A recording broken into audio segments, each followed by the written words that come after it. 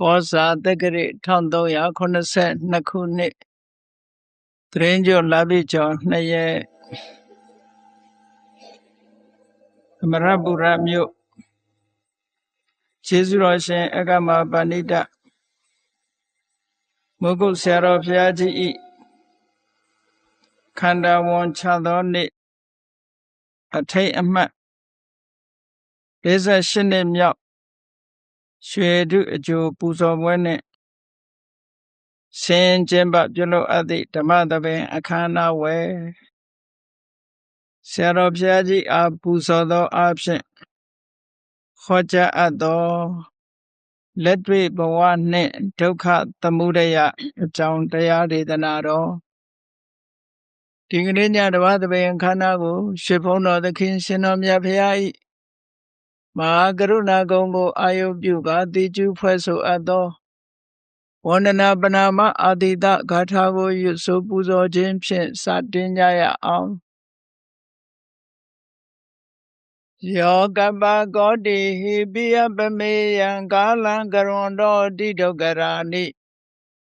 ခေရံကတောလောကဟိတယာနာထောနမောမဟာကရုဏိကတတတယောနာထောဝိနိယများစွာတတ္တဝါဤချမ်းသာစီးပွားလိုလားတောင်းတအကုန်ပေါင်းခါသဖြင့်နာထမြညာခြင်းရှင်တော်မြတ်ဖရာသည်ကပ္ပကောတိဟိပိဂရေကဘာအရေးအတွက်သင်္ချာတို့ဖြင့်တော်လဲအပ္ပမေယရေအတွက်တိုင်းတာဖော်ပြခြင်းငါမစွမ်းနိုင်ပါသောကာလလေးအသင်ချေသိနေကဘာရှိကြသောကာလပတ်လုံးလောကဟိတယတတ္တလောကဤအကျိုးစီးပွားအလုံးငါအတိဒုက္ခရာနိဥ္စာအသက်ချေလက်အင်္ဂါမေတ္တာကြီးမာသမိတာနှင့်တထာဇနိစွန်ခြင်းကြီးဟုကျက်တိထဘွယ်ငါးသွဲအစုအလွန်ခဲရင်သောအမှုတို့ကိုကရွန်တော်ဘုရားဖြစ်ရန်ဤတန်ကြိုးကိုအထုတ်တော်မူရသည်ဖြစ်၍ခေရန်လက်ချေမျက်လုံးအသက်ဆုံးတရဲ့နှလုံးစိတ်ဝံကိုရောဤပင်မခြင်းတို့ကတောဘဝတဏ္ဏကျိန်ဖန်များစွာရောက်တော်မူခဲ့ရရှာလေပြီမဟာကရုဏီကတတတ္တဝါများရင်ဝဲသားကဲ့သို့တနာချစ်ခင်မဟာကရုဏာရှင်ဖြစ်တော်မူသောတတနာတတဝိနည်းများစွာတတ္တဝါဤချမ်းသာစီးပွားလိုလားတောင်းတဂုံပေါင်းခါသည်ဖြင့်နာထမြညာထိုရှင်တော်မြတ်ဖရာအားနမောယုတိပြောင်းပြော့မှန်ကိုလျော်၍ကရောယောကျိုးရှိခိုးခြင်းသည်အထုဘဝတုစင်စစ်မသွေဖြစ်ပါစေတည်း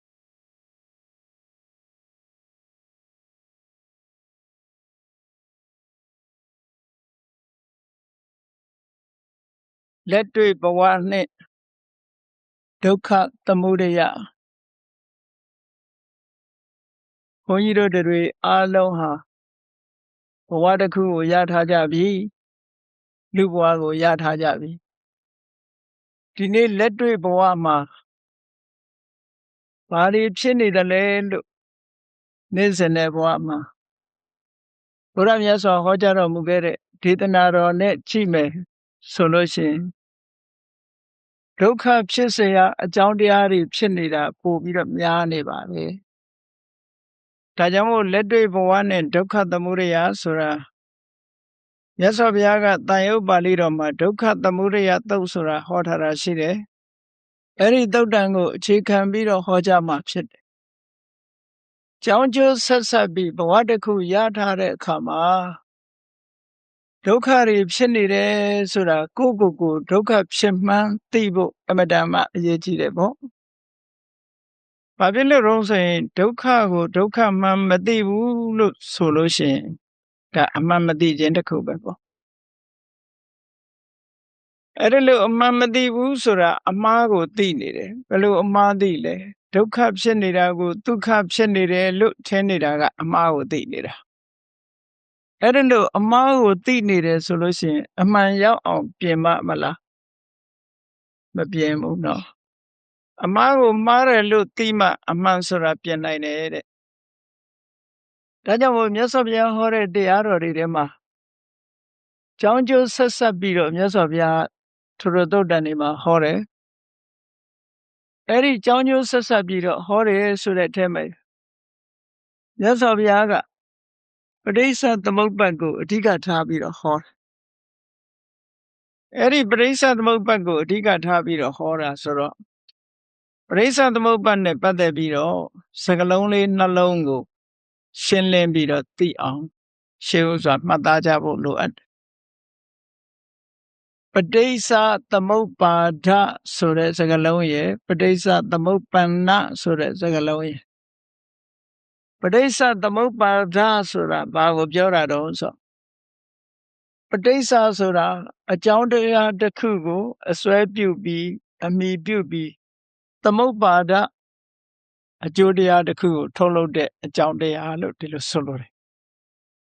အဲ့တော့ပဋိစ္စသမုပ္ပါဒဆိုတဲ့စကားလုံးကအကြောင်းတရားကိုရည်ညွှန်းတယ်ဆိုပါစို့အဝိဇ္ဇာကြောင့်သင်္ခါရဖြစ်တယ်လို့ဆိုတဲ့နေရာမှာအဝိဇ္ဇာဟာလည်းသူ့မှာဆိုင်ရာအကြောင်းရှိသေးတယ်အဝိဇ္ဇာသည်သူ့ဆိုင်ရာအကြောင်းကိုအမိပြုပြီးတဲ့အခါမှာသင်္ခါရလို့ဆိုတဲ့အကျိုးတရားကိုဖြစ်ပေါ်စေတယ်ဒါကိုဆိုလိုတာပဋိစ္စသမုပ္ပါဒဆိုတဲ့အဓိပ္ပာယ်ကအဝိဇ္ဇာဆိုတဲ့အကြောင်းတရားသည်သူကိုယ်တိုင်ကအခြားအကြောင်းတစ်ခုကိုအမိပြုပြီးတော့မှအကျိုးတရားကိုထုတ်လုပ်နိုင်တယ်ဆိုတော့ဘုရားမြတ်စွာရဲ့ဟောကြားတဲ့တရားထဲမှာ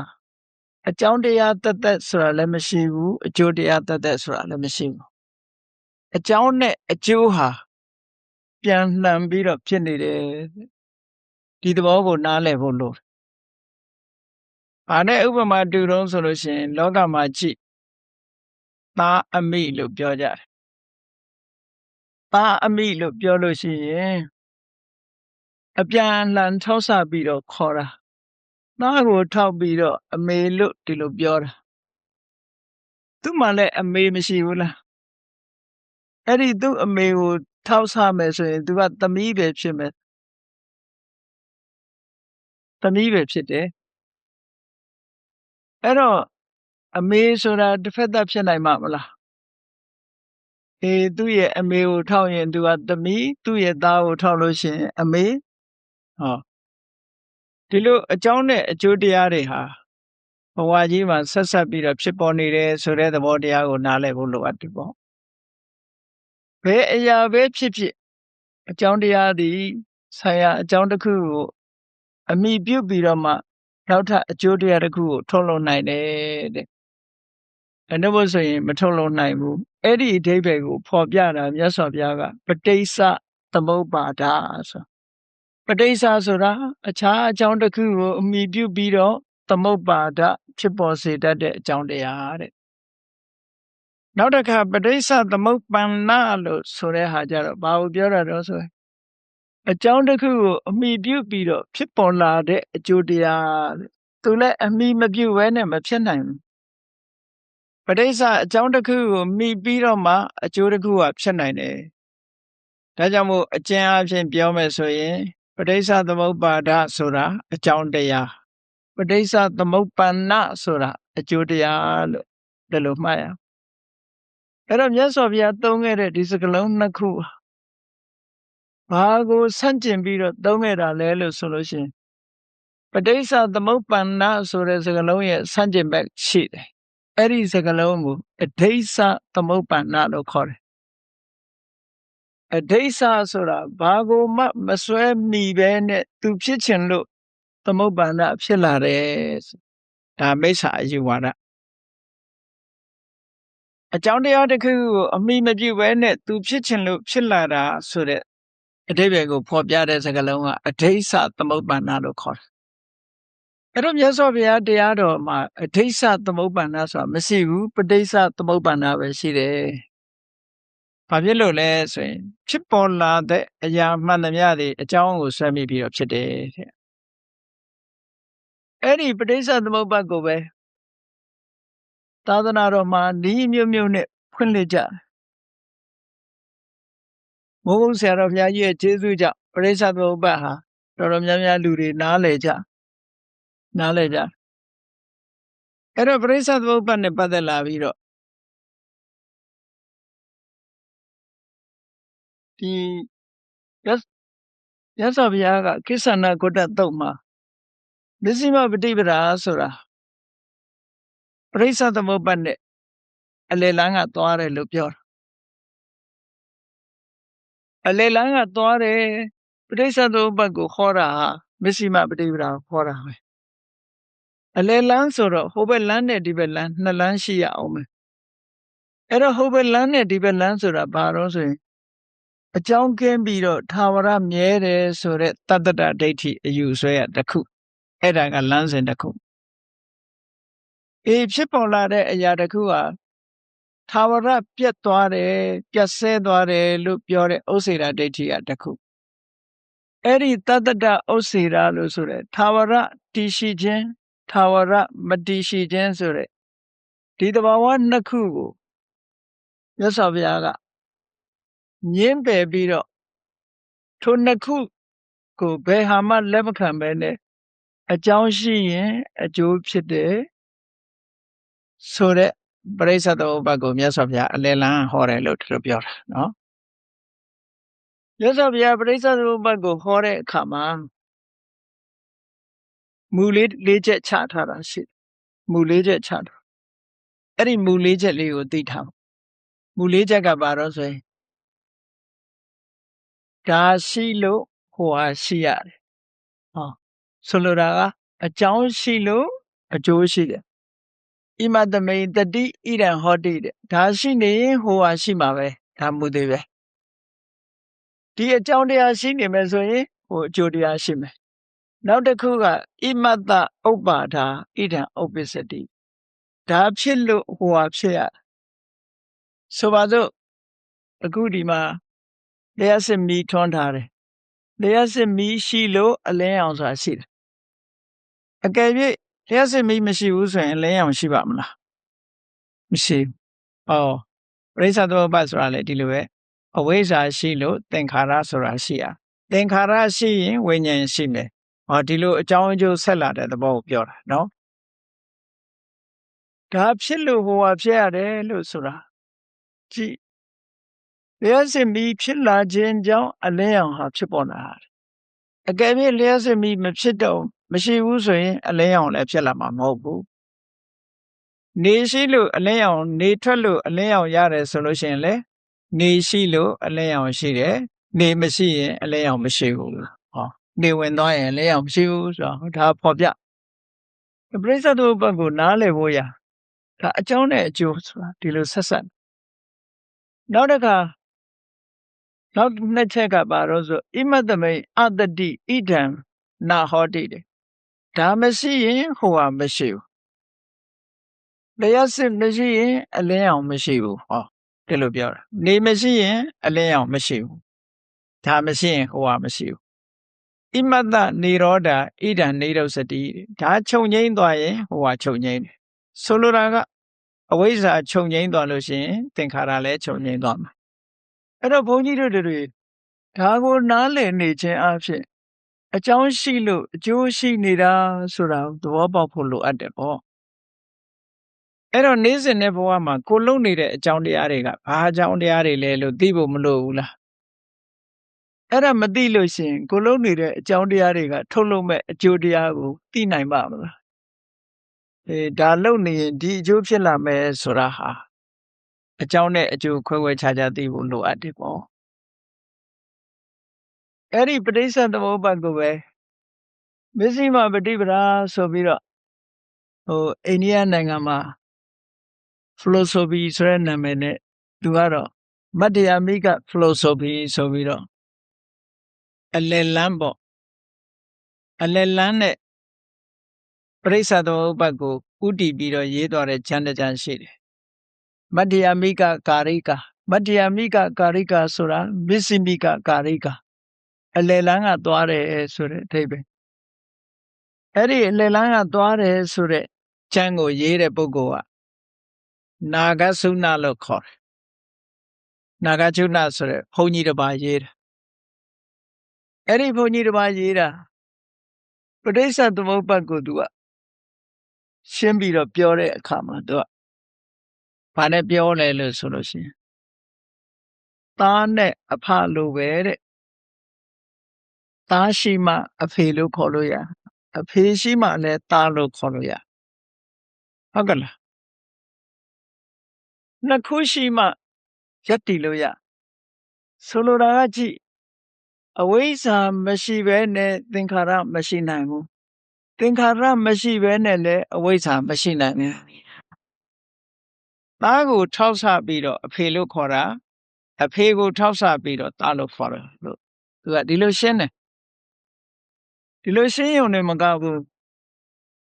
အဲ့ဒီကျမ်းကသူက dialectic လို့ခေါ်တယ် dialectic ဆိုတာအလုံးကိုညှင်းချက်ထုတ်တယ်ညှင်းချက်ထုတ်ပြီမဲ့လို့သူကအဖြေမထုတ်နိုင်ဘူးအဖြေမထုတ်တဲ့ဖြေထုတ်တဲ့ကျမ်းမဟုတ်သူကပရိစ္ဆသမုပ္ပါဒ်ကိုပဲပြောတယ်ဆိုဘယ်အရာမှမရှိဘူးလို့သူကဒီလိုဆိုတယ်ဘယ်အရာမှမရှိဘူးဆိုတာအရာအလုံးဟာတုံညအလုံးစိတ်သုံးနေတယ်တပ္ပံတုံညံဆိုတဲ့စကားလုံးကိုသုံးတယ်သူကအလုံးဟာတုံညပဲဘာမှမရှိဘူးဘာဖြစ်လို့တော့ဆိုရင်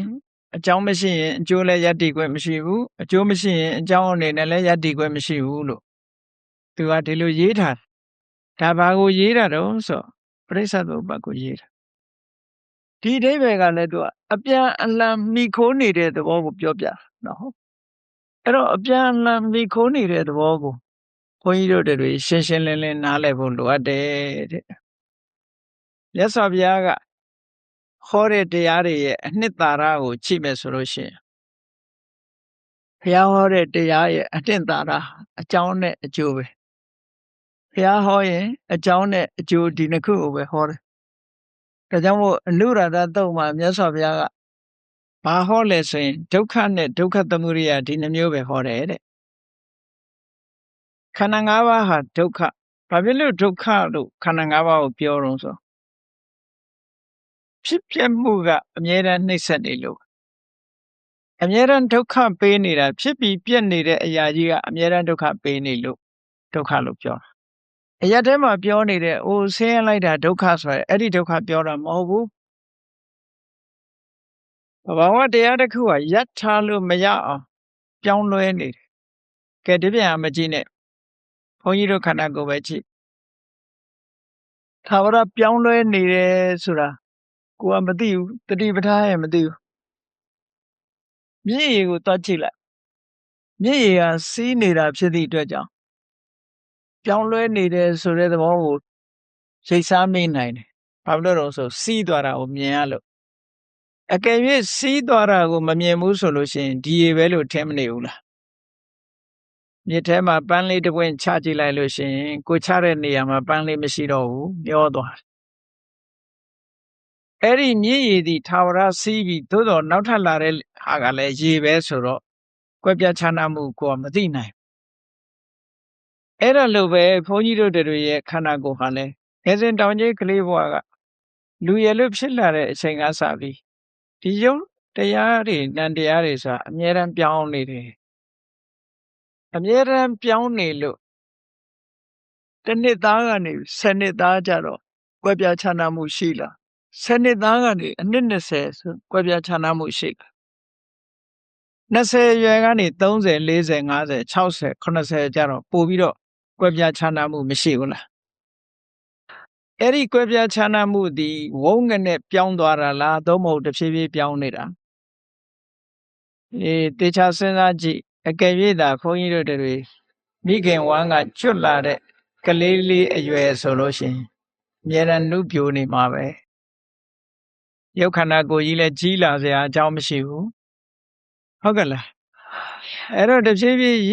ရင်ပြီးတော့အိုးလာတဲ့သဘောဟာသာဝရပြောင်းနေတဲ့အရာတစ်ခုဖြစ်တယ်ဆိုတာအမတန်မှထင်ရှားတယ်အဲ့ဒီလိုပြောင်းတဲ့နေရာမှာလည်းပဲအကောင်းဘက်ကိုပြောင်းတာလားဆိုတော့မဟုတ်ဘူးအဆိုးဘက်ကိုပြောင်းတယ်ဒီပြန်မကြည့်နဲ့ပန်းပင်လေးတစ်ပင်ကိုကြည့်ပန်းပင်လေးတစ်ပင်ကအဖူးလေးကနေပြီးတော့တဖြည်းဖြည်း တနေ့ပြီးတနေ့ပြောင်းလာလိုက်တာနောက်ကြတော့အပွင့်ကလေးဖြစ်လာနေချင်းဖြစ်သွားတာမဟုတ်ဘူးတရက်ပြီးတရက်တနာရီပြီးတနာပြောင်းလာနောက်ဆုံးကြတော့ပွင့်လာပြီးတဲ့အခါမှာဒီပန်းပွင့်လေးဟာညှိုးပြီးနောက်ဆုံးဟာကြွေကျသွားတဲ့အနေအထားမျိုးရောက်လာလူရဲ့ယုံနာခန္ဓာတွေကလည်းပဲအဲ့ဒီသဘောပဲပေါ့အဲ့တော့ထာဝရပြောင်းနေတာဖြစ်သောကြောင့်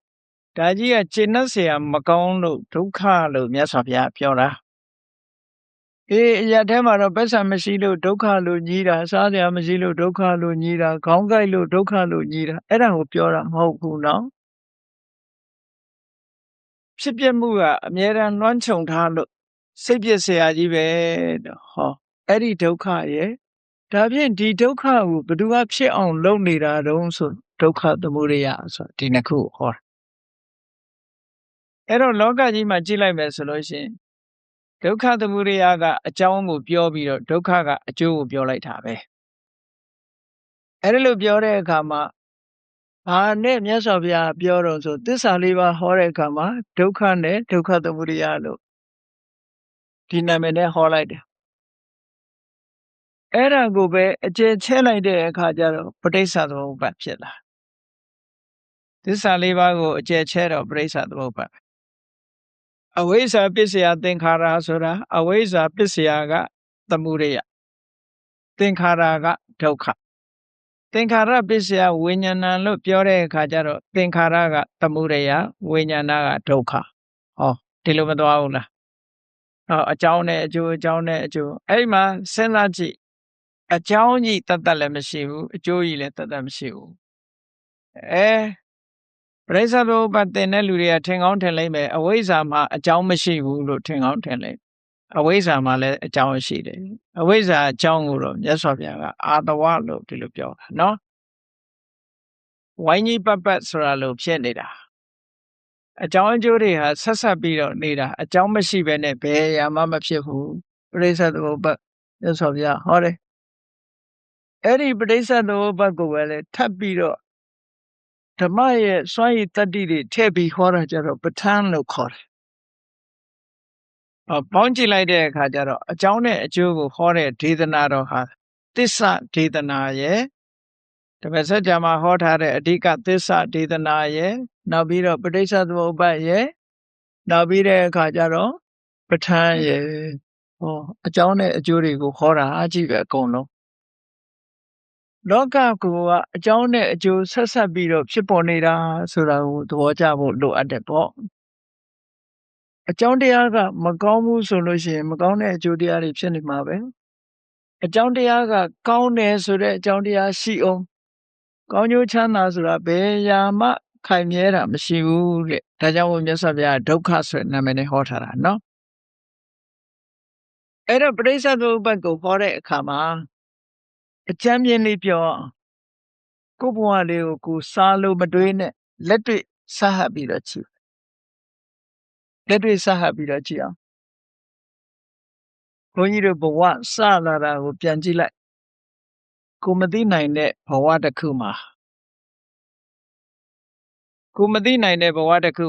အမှန်ကိုမသိသည့်အတွက်ကြောင့်လုံးမိလောက်ရတွေလောက်တယ်အမှန်မသိတာကအဝိဇ္ဇာလုံးမိလောက်ရလောက်တာကသင်္ခါရဟောအမှန်မသိဘူးဆိုတော့ကောင်းတာလည်းလုံးမိခြင်းမိမယ်ဆိုးတာလည်းလုံးမိခြင်းလုပ်မယ်အဝိဇ္ဇာမကင်းသေးသည့်အတွက်ကြောင့်လုံးမိလို့ရလှုပ်တယ်ဆိုတဲ့သင်္ခါရဖြစ်မလာဘူးလားသင်္ခါရဆိုတာအကျိုးတရားကိုထုတ်လုပ်နိုင်တဲ့ကံအရာဖြစ်လာသည့်အတွက်ကြောင့်အဲ့ဒီအဝိဇ္ဇာဆိုတာကကိလေသာသင်္ခါရဆိုတာကံနဲ့ကိလေသာနှစ်ခုပေါင်းစပ်ပြီးတော့အကျိုးကိုထုတ်တာအဲ့တော့အတိတ်ဘဝကကံနဲ့ကိလေသာဒီအဝိဇ္ဇာနဲ့သင်္ခါရလို့ဒီလိုမှတ်ရဘယ်အခါပဲဖြစ်ဖြစ်ကံတစ်ခုတည်းနဲ့အကျိုးမထုတ်လို့လူတွေကကံလို့သာပြောနေကြတာကံတစ်ခုတည်းနဲ့မထုတ်နိုင်ဥပမာပါနဲ့တူတော့ဆိုရင်မျိုးစိတ်ကလေးဟာရေနဲ့မြေနဲ့မထိပဲနဲ့မျိုးစိတ်ကအပင်ပေါက်ပါမလားသူ့မှာအကူအညီလိုသေးတယ်ကံလေးကမျိုးစိတ်နဲ့အလားတရန်တူတယ်မြေနဲ့ရေနဲ့ကကိလေသာနဲ့တူတယ်မျိုးစိတ်လေးဟာ မြေရည်နဲ့ပေါင်းစပ်မှအပင်ပေါက်တယ်လို့ပဲကံတရားဟာလည်းပဲကိလေသာနဲ့ပေါင်းစပ်မှအကျိုးတရားကိုထုတ်လုပ်နိုင်တယ်အဲ့ဒီသဘောကိုပရိစ္ဆေသဘောပါကြည့်မြတ်စွာဘုရားကလွန်ခဲ့တဲ့ဘဝကတို့အမှန်မသိသည့်အတွက်ကြောင့်လုံးမိလောက်ရတယ်လောက်လာခဲ့တယ်အဲ့ဒီလောက်လာခဲ့သည့်အတွက်ကြောင့်ဒီဘဝမှာဝိညာဉ်လို့ခေါ်တဲ့ပရိသေစိတ်ကလေးဖြစ်လာအရက်စကားနဲ့ပြောမယ်ဆိုရင်အမေဝမ်းနဲ့ရောက်လာခဲ့ကြဝိညာဉ်လေးရောက်အဲ့ဒီဝိညာဉ်စိတ်လေးရောက်လာလိုက်တာနဲ့တပြိုင်နက်ဝိညာဏပစ္စယနာမရူပံနာနေရုပ်တွေပါမလာဘူးလားအဲ့ဒီနာနေရုပ်တွေကကြီးထွားလာတဲ့အခါကျတော့ဘာတွေပါလာတော့ဆိုလို့ရှိရင်ပေါ်ကံလို့ဆိုတဲ့အာယုန်နဲ့ဆက်သွယ်မဲ့အရာတွေပေါ်လာတယ်မျက်စိပါလာတယ်နားပါလာတယ်နှာခေါင်းပါလာတယ်လျှာပါလာတယ်ကိုယ်ပါလာတယ်စိတ်ပါလာအဲ့ဒါတွေပါလာတာဒါနာမရူပပစ္စယသလာယတနာလို့ပြောတာစဉ်းစားကြည့်မျက်စိမပါဘူးဆိုရင်ပြင်ပကအာယုံကိုမမြင်နိုင်ဘူးနားမပါဘူးဆိုလို့ရှိရင်လည်းပြင်ပကအတန်ကိုမကြားနိုင်ဘူးနှာခေါင်းမပါဘူးဆိုလို့ရှိရင်လည်းအနံ့မရနိုင်ဘူးလျှာမပါဘူးဆိုလို့ရှိရင်လည်းအရသာမသိနိုင်ဘူးခန္ဓာကိုယ်မပါဘူးဆိုလို့ရှိရင်လည်းထိတဲ့အာယုံကိုမသိနိုင်ဘူးစိတ်မပါဘူးဆိုလို့ရှိရင်လည်းအတွေးအာယုံတွေမရနိုင်ဘူးပဲလူတွေမှာမျက်စိနာနာလျှာကိုယ်စိတ်လို့ခေါ်တဲ့အာရဏ6ပါးဝင်မလာဘူးလားလူဘဝဆိုတာကြည့်နော်လူဘဝရလာတဲ့အခါမှာဝိညာဉ်လို့ဆိုတဲ့တရေစိတ်အဲ့ဒီတရေစိတ်လေးကိုအမိပြုပြီးတော့နာနဲ့ရုပ်တွေကြီးထွားလာနာနဲ့ရုပ်တွေကြီးထွားလာတဲ့အခါမှာဘာတွေပါလာတော့ဆိုမျက်စိနာနာလျှာကိုယ်စိတ်ဆိုတဲ့အာရဏ6ပါးပါအဲ့ဒီအာရဏ6ပါးပါလာတဲ့အခါကျဘာဖြစ်တုံဆိုရင်ပြင်ပအာယုန်အနေနဲ့ဆက်သွယ်လာတယ်တယ်လီဖုန်းရှိတော့တယ်လီဖုန်းနဲ့ဆက်တာပေါ့အဲ့ဒါလည်းပဲမျက်စိရှိတော့ကြည့်စရာအာယုန်တွေမြင်တယ်အဲ့ဒါကိုဗာပြောတာတော့ဆိုရင်သလရဏပစ္စယဖတ်တော်လို့ပြောပြင်မဟာတွေနဲ့အဆက်အသွယ်မရပေဘူးလားအဆက်အသွယ်ရတာဟာဖတ်တာအဆက်အသွယ်ရလာတဲ့အခါမှာ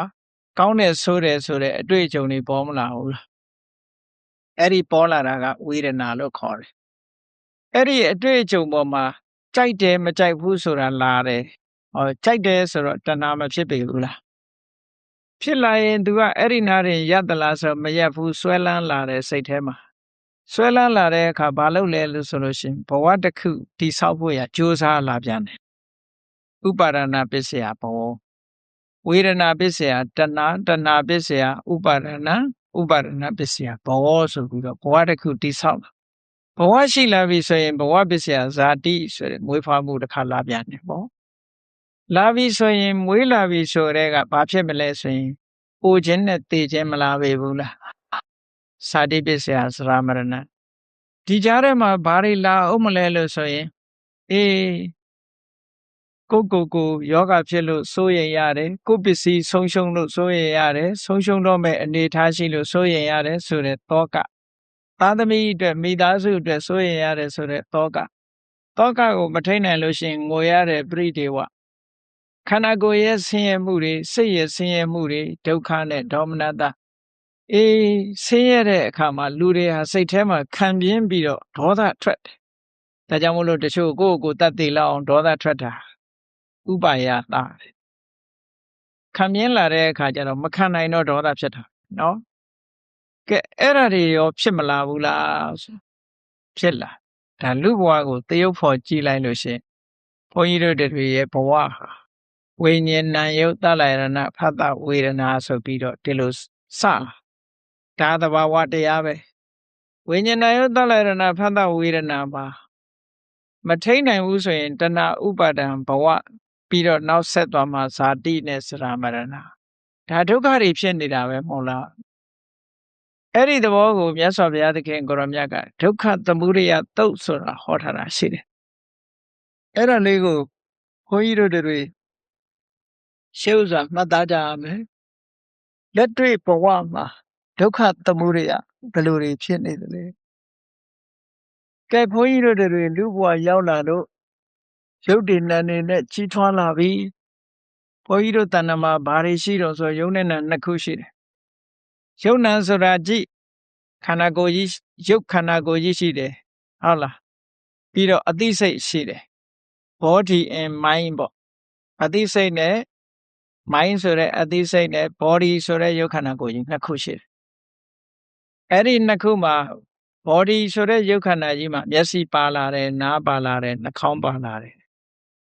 လျှာပါလာတယ်နောက်ပြီးတော့ခန္ဓာကိုယ်ပါလာတယ်နောက်အဲ့ဒီ body ကိုအမိပြုပြီးတော့ဖြစ်နေတဲ့စိတ်ပါလာတယ် organ တွေရှိလာအဲ့တော့ရှိသည့်အတွက်ကြောင့်အချိန်မရွေးလက်တွေ့ဘဝမှာမျက်စိကရှိတယ်မြင်တယ်နားကနားထောင်တယ်နှာခေါင်းကနှမ်းရှူတယ်လျှာကလျက်တယ်ခန္ဓာကိုယ်ကထိတယ်စိတ်ကကူးတယ်ဆိုတော့ပြမအာယုန်အနေနဲ့အမြဲဆက်သွယ်နေတယ်ဆက်သွယ်နေတဲ့အခါကျတော့အကောင်းအဆိုးဆိုတဲ့ခံစားမှုတွေဝင်လာတယ်အကောင်းဆုံးခံစားမှုဝင်လာတဲ့အခါကြိုက်မကြိုက်ဆိုတာတွေလာတယ်ကြိုက်ရင်ဆွဲလန်းတယ်ဆွဲလန်းသည့်အတွက်ကြောင့်ရလို့မှုနဲ့ကြိုးစားပြန်တယ်ဆိုတာဖြစ်လာအဲ့ဒါကိုဘဝလို့ပြောတာပဲဒါပရိစ္ဆေသမုပ္ပါဒ်ကိုပုံဖော်ကြည့်လို့ရှင်ဘုန်းကြီးတို့တွေရဲ့ဘဝဆိုတာဘာကိုပြောနေတာလဲဆိုရင်ဝိညာဏယုတ်သလရဏဖသဝေဒနာတဏှာဥပါဒံဘဝဆိုတာဒါဘုန်းကြီးတို့တွေရဲ့ဘဝပဲလူဆိုတာဒါတွေကိုပဲခေါ်တာဟုတ်ကဲ့အဲ့ဒါတွေကဆက်သွယ်ပြီးတော့ဘဝကြီးတစ်ခုရနေတယ်ဆိုတော့နောက်ထပ်မှာအလုတ်လုတ်နေကြတာကိုကြည့်လက်တွေ့ဘဝမှာဘာတွေရှိတုံးဆိုကြည့်မြတ်စွာဘုရားကရှင်းရှင်းလေးဟောထားတယ်ကဲမျက်စိရှိတယ်မျက်စိရှိလို့မြတ်စွာဘုရားကစက္ခုံစပဋိစ္စရူပေစဥပ္ပစ္စတိစက္ခုဝိညာဏတိဏံသင်္ကတိဖတ်တော်တဲ့ဒါဘုရားဟောတဲ့တရားပရိစ္ဆေသမုပ္ပါဒ်ကိုအလေကောင်ကနေပြီးတော့မြတ်စွာဘုရားကဖြတ်ပြီးတော့ဟောတာအဝိဇ္ဇာတွေသင်္ခါရတွေအရင်ကလောက်ခဲ့လို့အခုရနေကြပြီဘဝရနေပြီဟုတ်ကဲ့ရနေတယ်ဆိုတာလက်လွန်ပြီးသားဖြစ်နေပြီလို့ပြောတာပေါ့ဘုန်းကြီးတို့တွေရပြီးသားဖြစ်နေကြပြီရပြီးသားဖြစ်နေတော့ဘာတွေရနေကြတာတုံးဆိုဝိညာဏယုတ်သလရဏဖသဝေဒနာဒါတွေရနေကြပြီပေါ့အဲ့ဒါလို့ရနေတဲ့အခါမှာမျက်စိရှိလို့ပြင်ဘက်ကအဆင်းအာယုံနဲ့မျက်စိနဲ့ဆုံပြီးတဲ့အခါမှာမြင်သိစိတ်ဆိုတာလေးပေါ်လာအဲ့ဒီမြင်သိစိတ်ဒီအမြဲတမ်းပေါ်နေတာလားဆိုတော့မဟုတ်ဘူးပဋိစ္စသမုပ္ပန္နအကြောင်းရှိမှပေါ်တာအကြောင်းကိုဆွဲမိပြီးတော့ဖြစ်တာသူရဲ့အကြောင်းကဘာလို့ဆိုရင်မျက်စိရဲ့အဆင်းအာယုံနှစ်ခုစုံစည်းမှုဒါကြောင့်မို့မြတ်စွာဘုရားကစက္ခုံစပဋိစ္စအဲ့မှာပဋိစ္စဆိုတာဟောထားကြည့်စက္ခုံစပဋိစ္စရူပေစဥပ္ပစ္စတိစက္ခုဝိညာဏမျက်စိနဲ့အဆင်းအာယုံကိုဆွဲမိပြီးတော့မြင်သိစိတ်ပေါ်လာတယ်ဒါကိုယ့်ရဲ့နေ့စဉ်ဘဝကိုပြောနေတာနော်မနေ့အိယာကထားလိုက်လို့မျက်စိနှလုံးဖွင့်လိုက်တာနဲ့မြင်စရာအာယုံဟာမျက်စိထဲရောက်လာအဲ့ဒါလို့ရောက်လာတဲ့အခါမှာကြည့်နှစ်မျိုးပဲရွေးချယ်စရာရှိတယ်မျက်စိကမြင်လိုက်တဲ့အာယုံဟာကိုကြိုက်တဲ့အာယုံဆိုရင်သဘောကျနော်သဘောကျရင်လောဘသဘောမကျဘူးမျက်စိကိုလွှဲထွယ်ပြစ်လိုက်တယ်စိတ်ထဲမှာမကြိုက်တဲ့ဟာဆိုရင်လွှဲဖယ်ပြစ်လိုက်တယ်ဒေါသလောဘဖြစ်တယ်ဒေါသဖြစ်တယ်ဆိုကြတဲ့ကမောဟကကာထားပြီးသားပဲ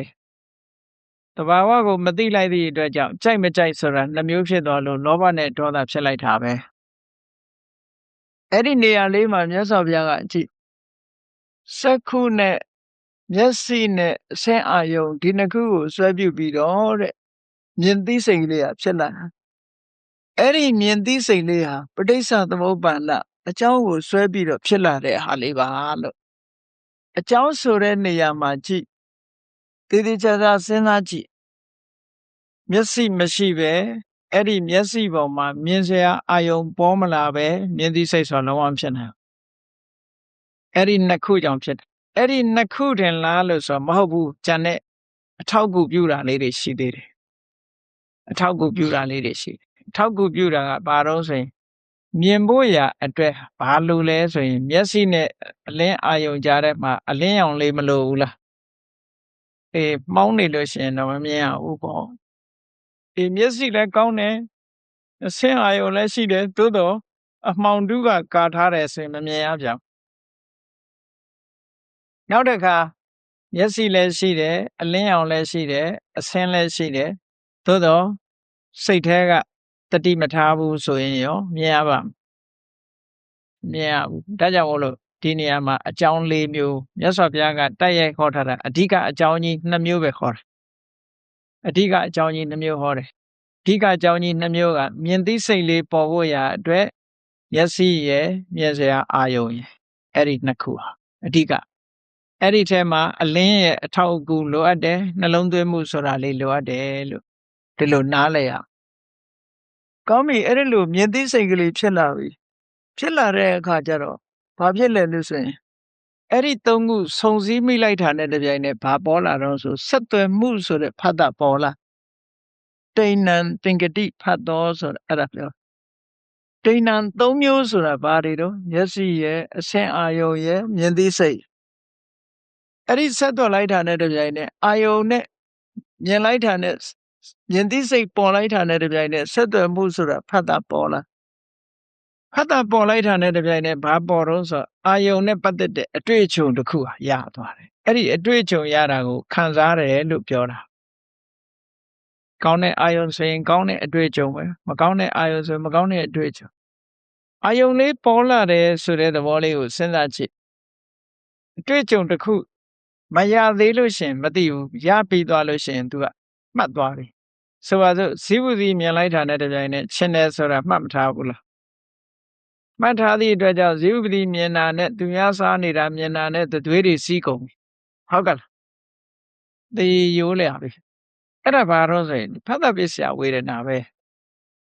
ထိခိုက်လာတာနော်ကိုလည်းစားတာလည်းမဟုတ်ဘူးသူများစားတာမြင်တာနဲ့ပဲချင်းတယ်ဆိုတာသိစားမြင်တာနဲ့ငန်းတယ်ဆိုတာရောမှတ်မထားဘူးလားမှတ်ထားတယ်တညက်မြင်တာနဲ့ချိုးမယ်ဆိုတာလည်းမှတ်ထားဟောအဲ့ဒါလို့သဘာဝတရားတွေဟာကြည့်အကြောင်းတရားတွေဆက်ဆံလာသည့်အတွက်ကြောင့်တိဏ္ဏသင်္ကတိဖတ်တော်ဆိုဒီနေရာမှာစက္ကဝိညာဉ်စိတ်ကလေးဖြစ်ပြီးတဲ့အခါမှာဖတ်တာဖြစ်တယ်သို့တော့ပဋိစ္စသမုပ္ပါဒ်ကြတော့ဒီမှာမြုပ်ကွက်ကလေးရှိတယ်မြတ်စွာဘုရားကဒေသနာတော်ဟောတဲ့အခါမှာတချို့ဟာအပြည့်စုံမဟောဘူးတိလွယ်အောင်လို့ဒီပဋိစ္စသမုပ္ပါဒ်ကြတော့အာသလယတနာပစ္စယဖတ်တော်လို့တင်ဟောလိုက်တာနော်အခုဒီကြတော့မဟုတ်ဘူးတိဏ္ဏသင်္ကတိဖတ်တော်လို့ဟောတာဒါဝတ္တိတာအာယတနာတွေရှိလို့ဆက်သွယ်တယ်လို့ပဋိစ္စသမုပ္ပါဒ်မှာဒီလိုဟောတယ်ဒီမှာကြတော့စက္ခုဆိုတဲ့အာယတနာရူပဆိုတဲ့အာယတနာအဲ့ဒီအာယတနာနှစ်ခုပေါင်းလိုက်တဲ့အခါကျတော့အသိစိတ်ကလေးမြင်သိစိတ်တွေဖြစ်တယ်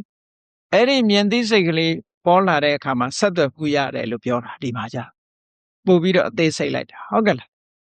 အဲ့တော့သလရဏပစ္စယဖတ်တော်ကြားထဲမှာမြင်သိစိတ်ကလေးပါသေးတယ်လို့ဒီလိုတစ်ခုတွဲမှာအသိစိတ်လေးပါသေးတယ်အဲ့ဒီအသိစိတ်ဖြစ်တဲ့အခါကျတော့မှဖတ်တာ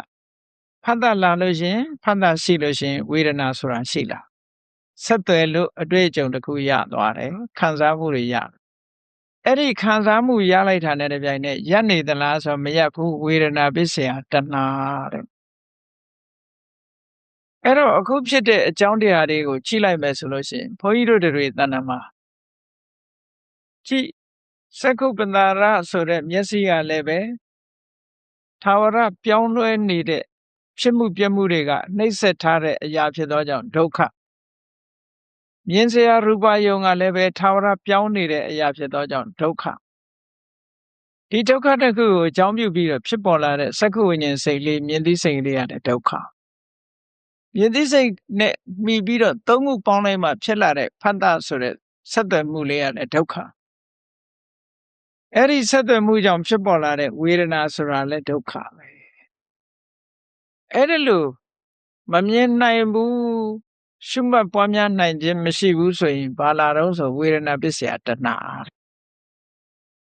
အဲ့တော့ပဋိစ္စသမုပ္ပါဒ်ကဝေဒနာပစ္စယတဏှာကနေဘယ်ထိသွားတော့တဏှာပစ္စယဥပါဒံတဏှာတွေရမနေဘူးလိုချင်ပြီဆိုရင်စွဲသွားတယ်စိတ်ထဲမှာစွဲလန်းတယ်စိတ်ထဲမှာစွဲလန်းတဲ့အခါမှာအမြင်မှားတာလည်းပါတတ်တယ်အဲ့ဒါလို့စွဲလန်းမှုကိုအကြောင်းပြုပြီးတော့ဘာလုပ်လဲဘဝတစ်ခုကိုတိဆောက်တယ်အလုပ်တစ်ခုလုပ်လာတယ်ဒါကိုဘဝလို့ပြောတာကမ္မဘဝဥပပတ္တိဘဝဟုတ်ကဲ့လားဘဝတစ်ခုရှိလာတာနဲ့တပြိုင်နက်ဇာတိဆိုတာလာပြန်တယ်လို့ ဒါပရိစ္ဆသမုပ္ပါဒ်ကိုပုံဖော်ကြည့်လို့ရှင်ဒီတိုင်းပဲမြင်နေရတယ်ကိုယ့်ဘဝကဲကောင်းပြီဘုန်းကြီးတို့တွေမျက်စိကောင်းလို့မျက်စိလေးကိုဖွင့်ပြီးတော့ကြည့်လိုက်ပါပြီအဆင်းအာယုန်လေးကိုမြင်လိုက်တယ်မြင်လိုက်တာနဲ့တပြိုင်တည်းဘာဖြစ်လာတော့မြင်သိစိတ်ပေါ်လာတယ်မြင်သိစိတ်ပေါ်လာတဲ့အခါမှာဆက်သွယ်မှုတွေရလာတယ်ဆက်သွယ်မှုရလိုက်တာနဲ့တပြိုင်တည်းအတွေ့အကြုံရလာတယ်အတွေ့အကြုံရတာနဲ့ကောင်းမကောင်းဆိုတာတွေကြိုက်မကြိုက်တွေလိုက်မလာဘူးလားအေးကြိုက်လို့ရှင်ဆွဲလန်းတယ်ဆိုတာမလာဘူးလားလာလို့ရှင်အဲ့ဒီဆွဲလန်းတာကိုအခြေပြုပြီးတော့ရလို့မှုနဲ့ကြိုးပမ်းအထောက်မှုတွေရောမလာဘူးလားဒါဘာတွေရနေတာတုံးလို့ဆိုရင်ဒုက္ခတွေပဲဖြစ်နေနေ့စဉ်နဲ့အမျှဘုန်းကြီးတို့တွေကဒုက္ခတပုရိယဒုက္ခတွေပဲရနေတာတဲ့ကိုယ့်ဘဝကိုစဉ်းစားကြည့်ဒုက္ခတွေရကဲကောင်းပြီဒီဝေဒနာဆိုတာနဲ့ပတ်သက်ပြီးတော့ကြည့်လိုက်မယ်ဆိုလို့ရှိရင်ဝေဒနာဟာအရာထဲမှာနားလည်နေတာယောဂဝေဒနာလို့တွဲခေါ်နေသည့်အတွက်ကြောင့်ယောဂလို့ထင်နေတာမဟုတ်ဘူးဝေဒနာဆိုတာအတွေ့အကြုံစိတ်ထဲမှာခံစားချက်ကလေးပျော်တာလဲဝေဒနာပဲနှစ်သက်တာလဲဝေဒနာပဲကျေနပ်တာလဲဝေဒနာပဲမနှစ်သက်ဘူးမကျေနပ်ဘူးဆိုတာလဲဝေဒနာပဲကိုယ်စိတ်ထဲရဲ့အတွေ့အကြုံကိုပြောတာနော်ကဲကောင်းပြီဝေဒနာကကိုမြင်လိုက်ရတဲ့အာယုံကကိုကြိုက်တဲ့အာယုံဆိုပါစို့ဆက်သွယ်ရလို့ကြိုက်တဲ့အာယုံနဲ့တွေးလိုက်ရတယ်ခံစားလိုက်ရတယ်ဆိုရင်ဘာဖြစ်တုံးဒါလေးကိုနောက်ထပ်တွေးချင်လိုက်တာဆိုတဲ့တွေ့တာမှုတဏှာလေးမလာဘူးလားဒုက္ခဝေဒနာတဲ့နှစ်သက်စရာဝေဒနာလေးသောမနတာစိတ်ထဲကခြေနှက်စရာလူတွေကပြောကြတယ်လေအများအားထာဝရပျော်ရွှင်ချမ်းမြေ့ပါစေဘာကိုပြောတာတော့ဝေဒနာကိုပြောတာပဲဟေးဒီကနေ့စိတ်ညစ်လိုက်တာလို့ပြောတာဘာကိုပြောတာတော့ဝေဒနာကိုပြောတာဒီနေ့တော့ပျော်လိုက်တာလို့ပြောရင်ဘာကိုပြောတာတော့လောကလူတွေကဝေဒနာပေါ်မှာယက်တည်နေကြတာအဲ့ဒီဝေဒနာပေါ်မှာယက်တည်ပြီးတော့ဘာလာတော့ဆိုရင်နောက်ကတဏှာလာအဲ့တဏှာလာပုံလေးကိုကြည့်ကိုကြိုက်တာလေးရပြီဆိုလို့ရှိရင်လူကပြုံးပြီးတော့သောမနတာဖြစ်ပြီးအဲ့ဒီအာယုံလေးပေါ်မှာဘာဒီတိုင်းရက်နေတာမဟုတ်ဘူးအဲ့ဒီအာယုံလေးပေါ်မှာဒုက္ခယဝေဒနာယရာဂာနုတယောအနုသေတိတဲ့နောက်ထပ်အကြောင်းတိုက်ဆိုင်လာလို့ရှင်တဏှာရာဂဖြစ်ဖို့ရာအတွက်အခြေအနေပေးသွားပြီလို့ဒီလိုပြောတာအနုတယဓာတ်အနေနဲ့ခိမ့်သွားပြီဒါမျိုးနောက်ထပ်လာကြည့်ဒီစိတ်မျိုးပေါ်လာမှာအဲ့တော့ဒုက္ခဝေဒနာဆိုတာပျော်စရာနှစ်သက်စရာဝမ်းသာတာဆိုတော့လူတိုင်းကြိုက်သည့်အတွက်ကြောင့်အဲ့ဒီဝမ်းသာမှုဆိုတဲ့ပုံမှာဘာလာတော့ဆိုရင်ရာဂတဏှာလာတယ်အဲ့ဒါကိုဆိုတာဒုက္ခယဝေဒနာယရာဂနုတယောအနုသေတိဒုက္ခယဝေဒနာယဒုက္ခဝေဒနာချမ်းသာတဲ့ခံစားချက်အပေါ်မှာရာဂနုတယောရာဂဆိုတဲ့ဓာတ်သဘောလေးတစ်ခုဟာအနုသေတိစင်ဆက်မပြတ်ကိန်းသွားတယ်ကိန်းသွားတယ်ဆိုတာဘာနဲ့ဥပမာတူတော့ဆိုရင်မိချစ်ဖူးထဲမှာ gas လေးထည့်လိုက်တယ်လို့ပဲ gas ထည့်လိုက်သည့်အတွက်ကြောင့်မီးဖြစ်ဖို့အနေထားရမသွားဘူးလားနောက်ထပ်ဖိပြီးတော့ချစ်တဲ့လူပေါ်လာလို့ရှိရင်ဘာထွက်လာမလို့မိတောက်ကလေးထွက်လာမှာပဲအဲ့ဒါလိုပဲအာယုန်နဲ့နောက်ထပ်တိုက်ပြီးဆိုရင်ဘာလာမလို့ရာဂပဲလာမယ်တဲ့ကဲဟုတ်ပြီကိုမကြိုက်တဲ့ဟာကြီးဝေဒနာကဒုက္ခဝေဒနာကြီးဆင်းရဲတယ်မကြိုက်တဲ့ဟာကြီးဆိုလို့ရှိရင်လူကမကြိုက်လို့ရှိရင်လေဘာဖြစ်လာတော့ဆိုဒုက္ခယဝေဒနာယပဋိက္ခဏုတယောအနုသေတိတဲ့မကြိုက်တာကြတော့ဒေါသလာပြန်ဒါမှမဟုတ်ကြိုက်ရင်လောဘမကြိုက်ရင်ဒေါသလူတွေကကိုယ်မမြင်တဲ့ဟာဆိုလို့ရှိရင်မျက်နှာလွှဲပစ်လိုက်တယ်ဟုတ်ကဲ့လားစိတ်ထဲကလည်းဆန့်ကျင်လာတယ်အဲ့ဒီဆန့်ကျင်မှုလေးကိုပဋိက္ခလို့ခေါ်တာပဲအဲ့ဒီပဋိက္ခဖြစ်လာလို့ရှိရင်ဘာဖြစ်လဲဆိုဒုက္ခယဝေဒနာယပဋိက္ခနုတယောနုသေတိတဲ့ဒေါသပဋိက္ခဆိုတဲ့ဒီအနုတ္တယဓာတ်လေးဟာကိန်းသွားတယ်နောက်ထပ်ဓာတ်တွေ့ရင်ဒေါသလာမှာဆိုပါစို့ကိုနဲ့မတည့်တဲ့လူတယောက်ဒေါသထွက်ဖူးထားပြီးကိုနဲ့မတည့်တဲ့လူတယောက်သူ့အတန်လေးကြားလိုက်တာနဲ့ဒေါသဖြစ်မသွားဘူးလားအဲ့ဒါဘာတော့ဆိုရင်ဒါပဋိက္ခနုတ္တယကိန်းနေလို့ပဲ နော်ကိုမကြိုက်တဲ့အတန်လေးကြားလိုက်တာနဲ့ပဲစိတ်ကဆန့်ကျင်သွားတယ်ဒေါသထွက်တယ်ဆိုတာစိတ်ထဲမှာဆန့်ကျင်သွားတာလိုလားတာမပါဘူးဟုတ်လားပျော်သွားတာမဟုတ်ဘူးမကြားချင်ဘူးအဲ့ဒါဒေါသလေးပဲဆန့်ကျင်မှုလေးဖြစ်လာနောက်တစ်ခါကျတော့အဲ့ဒါလိုကြိုက်တာလည်းမဟုတ်ဘူးဒုက္ခလည်းမဟုတ်ဘူးဒုက္ခလည်းမဟုတ်ဘူးဆင်းရဲတာလည်းမဟုတ်ဘူးမတိတာတဲ့ခံစားချက်ဆိုတာနာတတ်သေးတယ်အဲ့ဒါလိုမတိတာတဲ့ခံစားတဲ့ချက်ကြတော့သူကဘာမှမတိလိုက်ဘူးဘာမှမတိလိုက်လို့ငါဘာမှမဖြစ်ဘူးလို့မအောင်မေ့လေနဲ့အဒုက္ခမတုခယဝေဒနာယအဝိဇ္ဇာနုတယောအနုသေတိတဲ့မတိလိုက်လို့ရှင်အဝိဇ္ဇာမှောင်သွားတာပဲလေသူအသိမှမပြုတ်လိုက်တာနဲ့တပြိုင်တည်းသူမှအဝိဇ္ဇာကိမ့်မသွားဘူးလားကဲဝေဒနာဖြစ်လာပြီဆိုတာကိုမထိတ်နိုင်ဘူးမကြည့်နိုင်ဘူးဆိုလို့ရှိရင်ဒုက္ခဝေဒနာဖြစ်လာလို့ရှိရင်ရာဂနုတယကိန်းနေဒုက္ခဝေဒနာဖြစ်လာလို့ရှိရင်ပဋိက္ခနုတယကိန်းနေနော်အဒုက္ခမဒုက္ခဆိုတဲ့ဥပေက္ခဝေဒနာဖြစ်လာလို့ရှိရင်အဝိဇ္ဇာနုတယကိန်းနေဆိုတော့နေ့စဉ်နဲ့အမျှဘုန်းကြီးတို့တွေမျက်စိကဖွင့်ကြည့်လိုက်လို့မြင်လာတဲ့နောက်ပိုင်းမှာဝေဒနာတွေဟာပေါ်လာမှာပဲတစ်ခုမဟုတ်တစ်ခုလာမှာထိန်းလို့မရဘူးအဲ့ဒီလိုထိန်းမရတဲ့ဝေဒနာတွေကိုကိုယ်ကလည်းသဘာဝကိုမသိဘူးဆိုလိုက်တာနဲ့တပြိုင်နက်အဲ့ဒီဝေဒနာနဲ့ပတ်သက်ပြီးတော့ရာဂဖြစ်မယ်ဒေါသဖြစ်မယ်အဝိဇ္ဇာဖြစ်မယ်ဟုတ်ကဲ့လားအဝိဇ္ဇာဆိုတာမောဟပဲအဲ့တော့ပေါင်းလိုက်တော့ရာဂဒေါသမောဟဆိုတဲ့အကုသိုလ်အမြင့်ကြီးတွေကိုယ်တဏ္ဍာမှာတွဲမနေဘူးလားဒါနေ့စဉ်ဘဝမှာဘုန်းကြီးတို့ရဲ့လက်တွေ့ဘဝမှာဒုက္ခသမုဒယဒုက္ခကိုဖြစ်စေတတ်တဲ့အကြောင်းတရားတွေနေ့စဉ်နဲ့အမျှစုမိနေတယ်ဟုတ်ကဲ့လားဘာနဲ့ပြောလို့ဆိုတကယ်ကိုအစိတ်တွေစုမိနေတယ်လို့ပဲယောဂဖြစ်ဖို့ဟာတွေစုမိနေတယ်လို့ပဲဘုန်းကြီးတို့တွေရဲ့တဏ္ဍာမှာဒီဟာတွေကိရိတာတွေဟာစုမိပြီးတော့တန်ကြားလို့ရှင်ခုနကြားသိစိတ်လေးပေါ်လာပြီးတော့ဆက်သွယ်မှုရလာတယ်ခံစားမှုရလာတယ်ပြီးရင်ဘာဖြစ်မလို့လောဘဖြစ်တယ်ဒေါသဖြစ်တယ်မောဟဖြစ်တယ်ဒီဘက်ကိုဆက်လာထို့တူပဲနှာခေါင်းကအနံ့ရတဲ့အခါမှာလေဒီတိုင်းလာကြိုက်မကြိုက်ပေါ့လျှာကနေအရသာကိုသိတဲ့အခါမှာလေတော့လူကြိုက်မကြိုက်တစ်ခုလားဒါနေ့စဉ်ဘဝမှာလူတိုင်းဟာမျက်စိရှိလို့မြင်နေကြနားရှိလို့ကြားနေကြတယ်အတန်နေနှာခေါင်းရှိလို့အနံ့နေရနေကြတယ်လျှာရှိလို့အရသာတွေသိနေကြခန္ဓာကိုယ်ရှိသည့်အတွက်ကြောင့်အထီးတွေ့တွေရနေကြမျက်စိနားနာလျှာကိုယ်ဆိုတာတွေကိုအသုံးမပြုဘဲနဲ့တက်စိတ်ထဲမှာကူးပြီးတော့တွေးနေတာရောမရှိဘူးလားစိတ်ကူးနေလို့ရှိရင်လည်းစိတ်ကူးတဲ့ထဲမှာလည်းလောဘဖြစ်သေးတယ်နော်ကြည့်လေခြီလည်းမထိုးရသေးဘူးဒါပေမဲ့ခြီထိုးမယ်ဆိုတာအဲ့လောက်တည်းမရပ်ဘူးအဲ့ဒီခြီကနေသိန်းတစ်ထောင်စုကြီးပေါက်မယ်ထီအောင်သွားတာအဲ့ဒီစိတ်ကူးတာလေအဲ့ဒီထီအောင်သွားတာအဲ့ဒီပုံမှာသွားပြီးတော့ရံဖြစ်တဲ့လူဟာရှိသေးတယ်မပေါက်သေးတဲ့ပုံမှာလည်းရံဖြစ်တယ်ဆရာတော်ကြီးတစ်ပါးတရားဟောတဲ့အထဲမှာကြားဘူးတယ်ဘုန်းကြီးတစ်ပါးနဲ့ကပ္ပိယတယောက်အကြောင်းဘုန်းကြီးတစ်ပါးနဲ့ကပ္ပိယတယောက်အကြောင်းလောဘဆိုတာတော်တော်ထူးဆန်းတယ်ဆောင်းရသည်ဆိုတော့အမတန်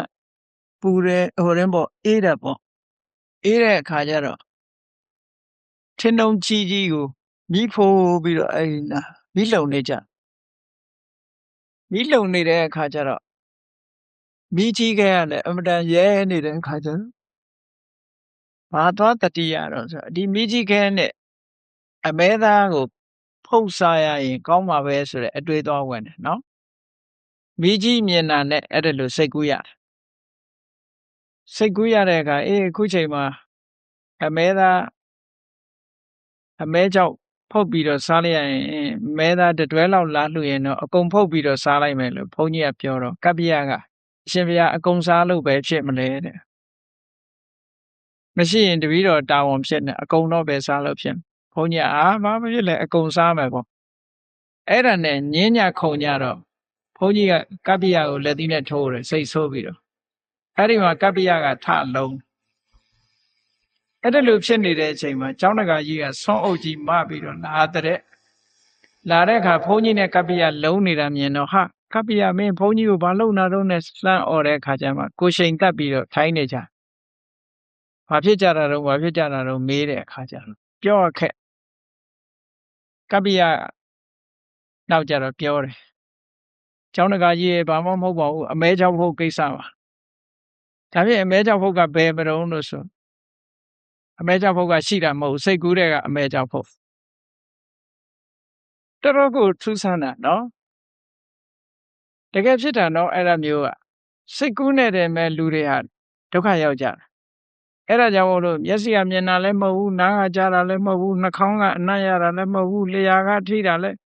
မဟုတ်ဘူးခန္ဓာကိုယ်ကထိတွေ့တာလည်းမဟုတ်ဘူးစိတ်ကူးထဲမှာပဲလောဘဒေါသဆိုတာဖြစ်သေးတယ်တဲ့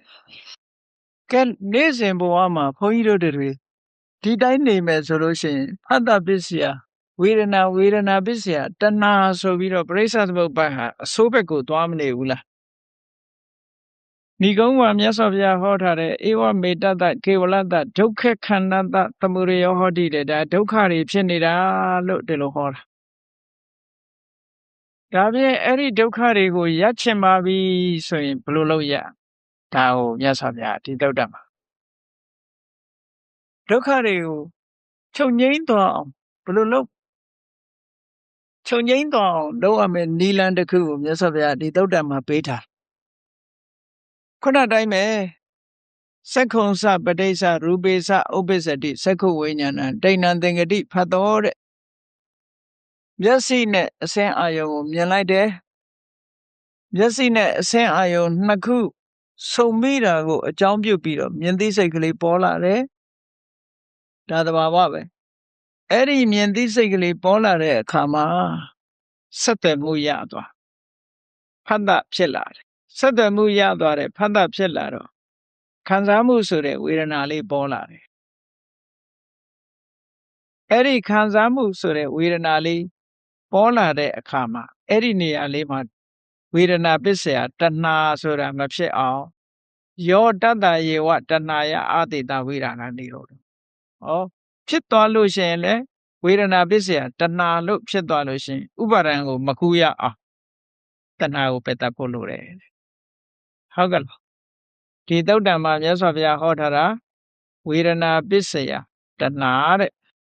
ယောတတ္တယေဝတဏှာယအာတိတဝိရာဂနိရောဓော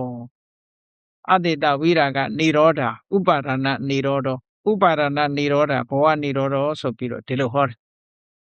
ဒီနေရာမှာကြည့်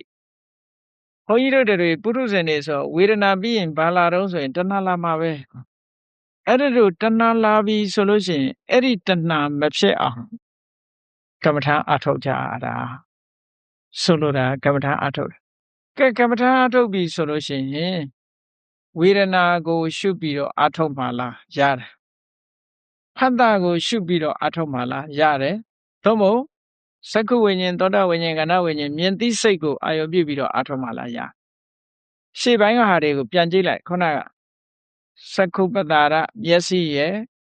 နောက်ပြီးတော့အဆင်းအာယုံရဲ့အဲ့ဒီနှစ်ခုကိုအာယုံပြုပြီးတော့အထုတ်မှလားရှေ့ပိုင်းကဖြစ်သွားတာတွေလေမျက်စိနဲ့အဆင်းဆုံပြီးလို့မြင်သိစိတ်ဖြစ်တယ်မြင်သိစိတ်ပေါ်လာတဲ့အတွက်ကြောင့်သုံးခုပေါင်းပြီးလို့ဖတ်တာဆိုတာဖြစ်လာတယ်ဖတ်တာဖြစ်လို့ဝေဒနာဖြစ်တယ်ဆိုတော့အဲ့ဒါတွေကိုကမ္မထာအာယုံအဖြစ်အသုံးချပြီးတော့မြတ်စွာဘုရားရှုတဲ့နည်းတွေကိုဟောခဲ့ပါတယ်တဲ့ကဲအဲ့ဒီထဲမှာသက္ခုပတ္တာရကိုဘယ်လိုမြင်ရမလဲသက္ခုပတ္တာရကိုရှုပြီးတော့ကမ္မထာအထုတ်ပြီးတော့လည်းပဲတဏှာကိုဖြတ်လို့ရတယ်ရူပယုံကိုရှုပြီးတော့လည်းပဲတဏှာပယ်ဖြတ်လို့ရတယ်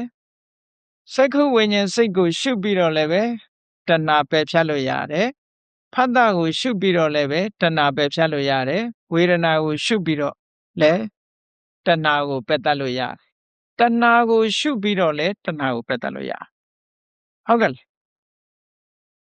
ရှင်းအောင်ပြောရမယ်ဆိုရင်တဏှာကိုပြန်ပြီးတော့ရှုတာကိုတတိပဋ္ဌာန်ကျမ်းမှာတတိပဋ္ဌာန်မှာဆိုလို့ရှိရင်ဘာပြောမလဲဆိုရင်ဓမ္မာနုပဒနာတတိပဋ္ဌာန်လို့ခေါ်တယ်။ဘာဖြစ်လို့ဆိုရင်နိဝရဏတရား၅ပါးထဲမှာကာမိသန္နနိဝရဏဆိုတာတဏှာပဲ။ဟုတ်ကဲ့လား။တဏှာကိုရှုပြီးတော့ တဏှာမဖြစ်အောင်လုပ်လို့ရှိရင်ကာမိဆန္ဒနိဝရဏကိုရှုတာဖြစ်သောကြောင့်ဓမ္မနုပဒနာဝေဒနာကိုရှုပြီးတော့ကပ္ပထာထုတ်မယ်ဆိုရင်ဝေဒနာနုပဒနာဟုတ်ကဲ့လားဝေဒနာနုပဒနာနောက်ပြီးတော့ဒီဖတ်တာတို့စက္ခဝိညာဉ်စိတ်ကလေးကိုရှုပြီးတော့မြင်သိစိတ်ကလေးကိုရှုရင်တော့စိတ်ဓာနုပဒနာပေါ့ကျန်တာတွေကြတော့ဓမ္မနုပဒနာပေါ့အဲ့ဒါလို့ခန္ဓာကိုယ်နဲ့ဆက်ဆက်နေတာကြတော့ကာယ ानु ပဒနာလို့ဒီလိုပြောတာเนาะအဲ့တော့တတိပဒံတရားထဲမှာအာယုစိုက်လို့ရခုဖြစ်ပုံလေးကိုပြန်ပြီးအာယုပြုလိုက်မျက်စိရဲ့အစင်းအာယုရဲ့ဆုံလိုက်တဲ့အခါမှာမြင်သိစိတ်ပေါ်လာတယ်ဘယ်နှခုရှိသွားတော့၃ခုเนาะမျက်စိကတစ်ခုအစင်းအာယုကတစ်ခုမြင်သိစိတ်ကတစ်ခုအဲ့ဒီမြင်သိစိတ်ပေါ်လာတာနဲ့တပြိုင်နက်ဖတ်တာဒီ၃ခုကိုဆွဲပြုပြီးတော့ဖတ်တာပေါ်လာတယ်၄ခုဖတ်တာပေါ်လာသည့်အတွက်ကြောင့်ဖတ်တာရဲ့စွမ်းအားအလိုက်ဝေဒနာပေါ်လာတယ်၅ခုဝေဒနာကနေပြီးတော့မရှုမှတ်နိုင်လိုက်လို့ရှင်တဏှာထိအောင်ဖြစ်သွားတယ်ဟောအဲ့ဒါတွေအားလုံးဟာကပ္ပဋ္ဌာန်းအာယုံလုံးလို့ရတယ်လို့ဒီလိုဆိုလို့နော်ကဲအဲ့ဒီထက်ကဝေဒနာလေးတစ်ခုကိုကြည့်မယ်လို့ဆိုလို့ရှင်ဝေဒနာလေးတစ်ခုကိုရှုမယ်ဆိုရင်မြတ်စွာဘုရားကနီးပေးထားတယ်ဒုက္ခဝေဒနာဆိုလို့ရှိရင်ဒုက္ခလို့မြင်အောင်ကြည့်ပါတဲ့ဒုက္ခကိုဒုက္ခလို့မြင်အောင်ကြည့်ပါဆိုလွယ်တော့မလွယ်ဘူးပေါ့မလွယ်ဘူးဆိုတာချမ်းသာတယ်ဆိုတဲ့ဒီဒုက္ခဝေဒနာလေးဟာဒုက္ခဝေဒနာဖြစ်တဲ့အခိုက်ကလေးသာချမ်းသာတာချုပ်ငိမ့်သွားတာနဲ့တပြိုင်နက်သူကဒုက္ခဖြစ်သွားတာပြောစရာအာယုန်လေးပျောက်သွားတာနဲ့တပြိုင်နက်စိတ်ဆင်းရဲစရာပေါ်မလာဘူးလားအေးဒါကြောင့်မို့လို့ဒုက္ခဟာထိတိဒုက္ခရှိနေတုံးတော့ဒုက္ခတဲ့ဝိပရိနာမဒုက္ခပြောင်းသွားတာနဲ့တပြိုင်နက်ဒုက္ခပဲဒါကြောင့်မို့လို့ဒုက္ခဝေဒနာကိုကမ္မထာရှုတဲ့အခါမှာဒုက္ခလို့ရှုတယ်ဒုက္ခလို့ရှုအောင်ဘာဖြစ်လို့လဲပြောင်းသွားတာနဲ့တပြိုင်နက်ဒုက္ခအဖြစ်ပြောင်းသွားတာသူကဒုက္ခလို့ရှုပါတဲ့ဒါဖြင့်ဒုက္ခဝေဒနာကြတော့ဘယ်လိုရှုမလို့ဆိုဒုက္ခဝေဒနာကြတော့ခန္ဓာကိုယ်ထဲမှာမြားညောင်ကြီးစူးဝင်နေတယ်လို့တန်လဆိုတာမြားညောင်ကြီးပေါ့ခန္ဓာကိုယ်ထဲမှာငုတ်စူးနေတယ်ပေါ့ပြောမှဆိုရင်စူးစူးနေတယ်လို့ငုတ်ကြီးစူးနေတယ်လို့တစုံတစ်ခုစူးဝင်နေတဲ့သဘောအဲ့ဒါလို့ရှုပါတဲ့အဒုက္ခမဒုက္ခကြတော့ဘာတော့ဆိုလို့ရှိရင် तू ကငြိမ်းအေးတဲ့သဘောဖြစ်လို့သူ့ကိုလည်းဒုက္ခရှုတယ်လို့သူ့ကြတော့မမြဲတဲ့သဘောကိုရှုပါတဲ့အဲ့တော့ဒုက္ခဝေဒနာကိုဒုက္ခလို့ရှုရမယ်ဒုက္ခဝေဒနာကိုတန်လလို့ခေါ်တယ်မြားညောင်းတစ်ဖွဲမြင်အောင်ကြည့်ရမယ်အဒုက္ခမဒုက္ခဝေဒနာကိုမမြဲတဲ့သဘာဝတရားအနေနဲ့မြင်ရမယ်လို့ဒါဝိပဿနာရှုလို့ရှင်အဲ့ဒီပုံစံနဲ့ရှုရမယ်လို့ဒီလိုဆိုလို့တယ်ဟုတ်ကဲ့လားဝိပဿနာရှုရမယ်အဲ့ဒါလို့ရှုနိုင်ပြီဆိုလို့ရှိရင်ခုနကဝေဒနာပစ္စယတဏှာဆိုတာမလာတော့ဘူးပေါ့ဒါဖြင့်တဏှာကလာသွားပြီအဲ့ဒီတဏှာကိုရောရှုလို့မရဘူးလားဆိုရှုလို့ရဖြစ်လာတဲ့တဏှာကိုငါတဏှာမှာတဏှာတွေဖြစ်လာပါလားလောဘတွေဖြစ်လာပါလားလို့ပြန်ပြီးတော့လောဘကိုလောဘလို့သဘာဝတရားကိုရှုမြင်ခြင်းသည်ဒါတဏှာကိုတားခြင်းပဲသူ့ကိုပြန်မြင်တာဟာသူ့ရဲ့သဘာဝကိုပြန်မြင်လိုက်တာဘာဖြစ်လို့လဲဆိုတဏှာကဒီတိုးပွားနေတာကဘယ်သူ့ကိုအာယုံပြုတ်ပြီးတိုးပွားတာတော့ဆိုနှစ်သက်စရာအာယုံကိုကြည့်မှသူကတိုးတာသူ့ကိုနောက်စိတ်ကနေပြန်ကြည့်လိုက်တာနဲ့တပြိုင်နက်နှစ်သက်စရာအာယုံကနေလွတ်မသွားဘူးလားလွတ်သွားပြီးတော့တဏှာကိုပြန်ပြီးတော့သဘာဝကိုဆင်ញင်စဉ်းစားမိလိုက်တယ်ဆိုတဲ့ဆင်ញင်စဉ်းစားတဲ့စိတ်ကလေးဒီခုနတွေ့တာတဲ့စိတ်မဟုတ်တော့သဘာဝအရှုကိုမြင်သွားလက်တစ်လုံးကြားလေးတွေကပ်ပြီးတော့ဟုတ်ကဲ့အဲ့တော့ကြောင့်မလို့တဏှာကိုပြန်ပြီးတော့ရှုမြင်သုံးသပ်လိုက်နိုင်ပြီဆိုလို့ရှိရင်လေတဏှာကလွတ်သွားနိုင်တာပဲဒါကြောင့်မလို့စိတ်ဓာနုပဒနာမှာဆိုရင်မြတ်စွာဘုရားကစိတ်ကိုရှုတဲ့အခါမှာငါးစိတ်လေးမှာတဏှာရှိတယ်သို့မဟုတ်ငါးစိတ်လေးဟာတဏှာမရှိဘူးတရာကံဝစိတ်တံတရာကစိတ်တံတိပဇာနာတိဝိတရာကံဝစိတ်တံဝိတရာကစိတ်တံတိပဇာနာတိလို့တဏှာရှိမရှိကိုသိအောင်ကြည့်ဖို့စိတ်ဓာနုပဒနာမြတ်စွာဘုရားဟောထားတာရှိတယ်ပေါ့ဘယ်ဟာပဲဖြစ်ဖြစ် ရှုမှတ်လိုက်နိုင်တာနဲ့တပြိုင်နက်သဘာဝတရားကိုသိသွားအဲ့တော့ဝိပဿနာရှုပြီလို့ဆိုလိုက်တဲ့အချိန်မှာမျက်စိကိုရှုမယ်လို့ဆိုလို့ရှိရင်မျက်စိကရုပ်တရားပဲအဆင်းအာယုံကိုရှုမယ်ဆိုလို့ရှိရင်လည်းအဆင်းအာယုံကရုပ်တရားပဲရုပ်တရားကိုပထမရှုပြီဆိုလို့ရှိရင်ရုပ်တရားဟာပြောင်းလဲပျက်စီးတတ်တဲ့သဘောနဲ့မြင်ရမယ်ပေါ့ဆိုပါစို့စက္ခုပ္ပတာရကိုမြင်တယ်လို့ဆိုလို့ရှိရင်ဘာကိုသွားတွေ့တုံးဆိုလို့ရှိရင်ထင်ဟပ်လာတဲ့အာယုံလေးကိုမဟာဗုဒ္ဓေကိုကြီးစေတတ်တဲ့လက္ခဏာလေးရှိတယ်ဆိုလိုတာကမျက်စိအဆင်းရောင်လေးတွေမှာအရိပ်ကိုလားထင်တယ်အရိပ်ထင်စေနိုင်တဲ့သဘာဝလက္ခဏာရှိတယ်လို့ဟောအဲ့ဒီလိုမြင်တာဟာစက္ခုပ္ပတာရကိုမြင်တာပဲနောက်အဆင်းအာယုံကိုမြင်လို့ရှိရင်မျက်စိပေါ်မှာလာပြီးတော့ထင်ရှားတတ်တဲ့သဘောရှိတယ်လို့မြင်လို့ရှိရင်ရူပယုံကိုမြင်တာပဲသူ့ရဲ့သဘာဝကိုမြင်တာတခါမြင်သိစိတ်ကလေးကိုသိတဲ့အခါကျတော့ဒီမြင်သိစိတ်လေးဟာဒီမြင်စရာအာယုံလေးကိုသိတတ်တဲ့သဘာဝတရားလေးတစ်ခုပါလားလို့သူ့ကိုမြင်တဲ့အခါမှာအဲ့ဒါလိုမြင်တယ်ဖတ်တာဆိုလို့ရှိရင်ဘာကိုမြင်တော့ဆိုရင်အာယုံနဲ့စိတ်နဲ့ထိခိုက်တတ်တဲ့သဘောလေးပါလားဆက်သွယ်မှုရတဲ့သဘောလေးပါလားလို့ဒီလိုမြင်တယ်ဝေဒနာကိုမြင်တဲ့အခါကျတော့ထိခိုက်လာတဲ့အခါမှာခံစားရတဲ့သဘောလေးပါလားတဏှာကိုမြင်တဲ့အခါကျတော့တွေ့တာတတ်တဲ့သဘောလေးပါလားလို့ဒီလိုမြင်တာဆိုလိုတာကဝိပဿနာအလုပ်ကိုအားထုတ်ပြီးဆိုလို့ရှိရင်သဘာဝလက္ခဏာကိုအရင်ကြည့်ရတယ်ဖြစ်တာပြက်တာကိုအရင်မကြည့်အောင်သဘာဝလက္ခဏာဆိုတာသူ့ရဲ့ပုံသဏ္ဍာန်လေးကိုကြည့်တာသူ့ရဲ့အသွင်သဏ္ဍာန်လေးကိုကြည့်တာဥပမာဆိုတော့ပထဝီရဲ့အသွင်သဏ္ဍာန်ကဘာလဲလို့ဆိုရင်ခက်မာတယ်ပျော့ပြောင်းတယ်အာဘောရဲ့အသွင်သဏ္ဍာန်ကဘာလဲဆိုရင်ဖွဲ့စည်းတယ်ယိုစည်းတယ်တေဇောကပူတယ်အေးတယ်ဝါယောကလှုပ်ရှားတယ်တွန်းကန်တယ်ဒါသူ့ရဲ့အသွင်သဏ္ဍာန်ပဲအဲ့ဒါကိုသဘာဝလက္ခဏာလို့ခေါ်တယ်ကမ္မထာထုတ်ပြီးဆိုရင်သဘာဝလက္ခဏာကိုရှုခြင်းဖြင့်ခုနကပူရာအေးတာတွေ့နေရင်ဘာတွေ့တာတော့ဆိုတေဇောတွေ့တာအဲ့ဒါအရင်တွေ့အောင်ကြည့်ရအဲ့ဒါလို့သဘာဝတရားတွေတစ်ခုနဲ့တစ်ခုမတူတာဆိုပါစို့စက္ခုပ္ပတာရကိုမြင်တယ်ရူပယုံကိုမြင်တယ်စက္ခုပ္ပတာရနဲ့ရူပယုံကြောင့်ဖြစ်လာတဲ့မြင်သိစိတ်ကိုမြင်တယ်တစ်ခုနဲ့တစ်ခုသဘာဝချင်းမတူကြဘူးမတူတာလေးတွေကိုမြင်လာအဲ့ဒါလို့မြင်လာပြီဆိုတဲ့အခါကျတော့တဆင့်တက်တဲ့အခါကျတော့ဘာမြင်တော့ဆိုလို့ရှိရင်မမြဲတဲ့သဘောတွေကိုမြင်လာအဲ့ဒီမမြဲတဲ့သဘောဆင်းရဲတဲ့သဘောကိုမပိုင်တဲ့သဘောဆိုတာကတာမညလက္ခဏာလို့ခေါ်တယ်အဲ့တော့မှတ်ထားဖို့ရကသဘာဝလက္ခဏာရဲ့တာမညလက္ခဏာသဘာဝလက္ခဏာဆိုဒီမှာသဘာဝတရားရဲ့ကိုယ်ပိုင်လက္ခဏာလေးတွေကိုခေါ်တယ်ဖတ်တာရဲ့ထိတွေ့မှုသဘောဝေဒနာရဲ့ခံစားမှုသဘောအဲ့ဒါသဘာဝလက္ခဏာမမြဲတဲ့အနိစ္စဆင်းရဲတဲ့ဒုက္ခကိုမပိုင်တဲ့အနတ္တဆိုတာကြတော့တာမညလက္ခဏာအလုံးဆိုင်တဲ့လက္ခဏာလို့ခေါ်တယ်အလုံးဘုံဆိုင်အဲ့ဒါကြောင့်မို့လို့ဝိပဿနာရှုပြီဆိုလို့ရှိရင်တရားကိုအရင်တွေ့အောင်ကိုရှုမဲ့တရားကိုအရင်တွေ့အောင်ရှာအရင်တွေ့အောင်ရှာခြင်းသည်သဘာဝလက္ခဏာကိုသိခြင်းပဲသဘာဝလက္ခဏာကိုသိပြီးပြီဆိုတဲ့အခါကျတော့မှတာမညလက္ခဏာဆိုတဲ့မမြဲတာကိုသိတယ်ကဲပို့ပြီးတော့ထင်ရှားအောင်တစ်ခုပြောရမယ်ဆိုလို့ရှိရင်ကဲလူတိုင်းရဲ့နှာခေါင်းမှာ24နာရီပတ်လုံးရှူလိုက်ရှိုက်လိုက်လှုပ်နေကြတယ်ထွက်လေဝင်လေရှိနေတယ်ဟုတ်ကလားအချိန်မရွေးရှိနေတယ်ထွက်လေဝင်လေလေးကိုအာယုံစိုက်ကြည့်လိုက်တဲ့အခါမှာလေလေးကိုရှူသွင်းလိုက်တယ်လေလေးကိုရှိုက်ထုတ်လိုက်တယ်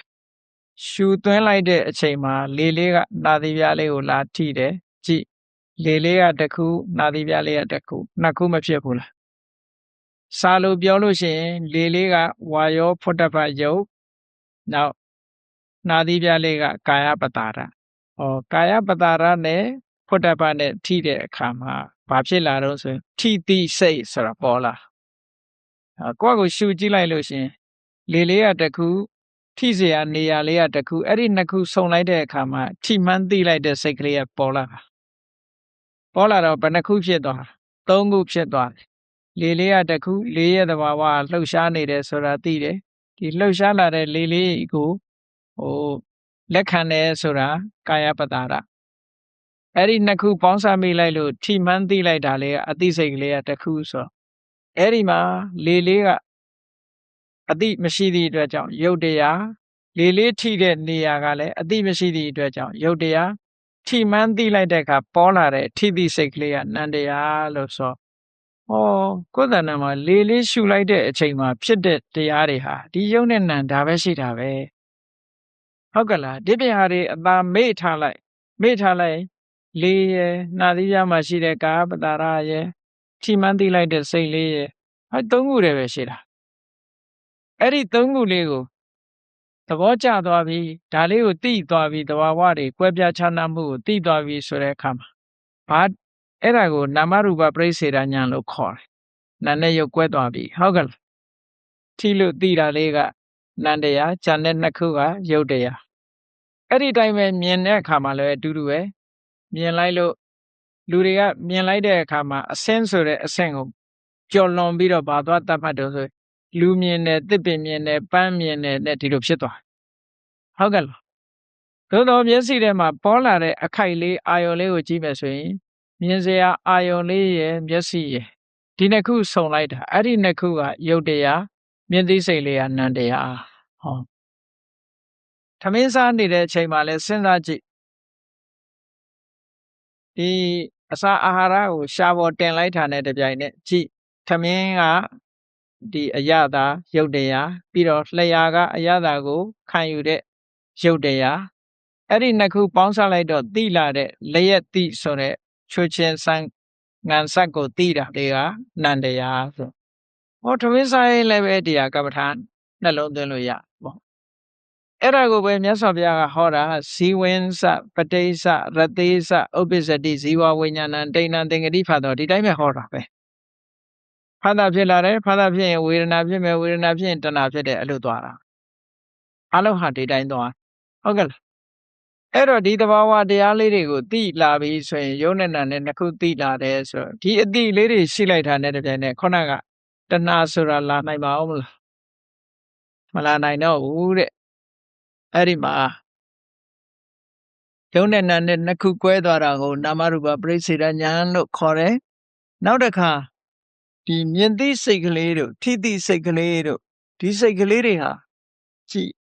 မထိခင်ကကြိုတင်ပေါ်နေတာလားမမြင်ခင်ကကြိုတင်ပေါ်နေတာလားမြင်မှပေါ်လိုက်တာလားထိမှပေါ်လိုက်တာလားလို့စဉ်းစားကြည့်လိုက်မမြင်ခင်ကကြိုတင်ပေါ်နေတာဟုတ်ကဲ့လားမထိခင်ကကြိုတင်ပေါ်နေတာဟုတ်ကဲ့လားမဟုတ်ဘူးထိလိုက်တဲ့အခါကျမှပေါ်လာအဲ့တော့ထိခြင်းကအကြောင်းတရားပေါ်လာခြင်းကအကျိုးတရားမဖြစ်ပေဘူးဟုတ်ကဲ့လားရှေရှေဝေးဝေးအကြောင်းတွေကိုမစဉ်းစားနဲ့ရှေရှေဝေးဝေးအကြောင်းတွေကိုမစဉ်းစားနဲ့မျက်စိနဲ့အစင်းဆုံလိုက်ခြင်းကအကြောင်းတရားမြင်သိစိတ်ကလေးပေါ်လာတာကအကျိုးတရားအဲ့ဒါလို့အကြောင်းနဲ့အကျိုးခွဲခြားသိသွားပြီဆိုရင်ပစ္စယပရိက္ခဉာဏ်လို့ခေါ်တာပဲအဲ့ဒီကနေပြီးတော့ကြည့်တဆင့်တက်လိုက်တဲ့အခါကျတော့ကြည့်